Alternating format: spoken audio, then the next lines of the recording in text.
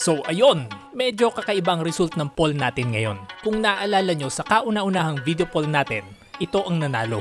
Wala man lang second and third place. Ibig sabihin, majority ng bumoto wala nang interes sa iba ko pang topic at mas gusto lang nilang makitang durugin ko ulit ang abogadong ito like what I did sa part 1.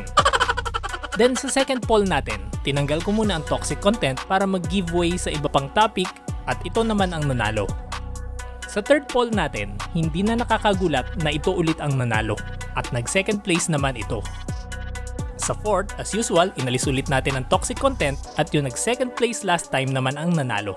Then ito naman ang nag-second place sa poll na ito. At dito sa panglima, ang latest poll natin, ibinalik ulit natin ito at nilagyan ko ng konting twist just to test kung mananalo pa rin ba kung mahahati ang mga boto.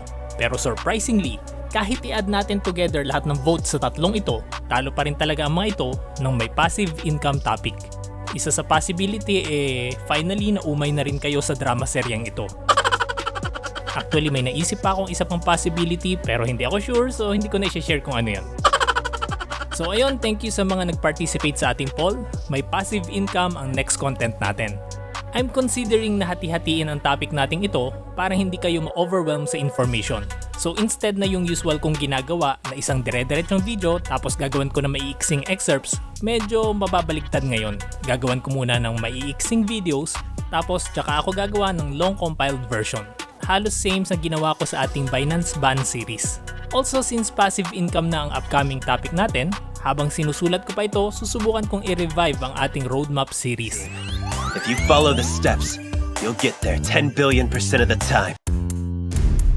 Gaya ng sinabi ko sa inyo dati, di ba? Uulitin ko yan paunti-unti. Marami na kasing nabago sa akin. Like yung way ng pagsulat ko, art style ko, pagsasalita ko, and so on. Hopefully this time, matapos ko na ang series natin na yan. Gagawin ko siyang mas simple and shorter. So yan lang muna sa ngayon. See you on our next video.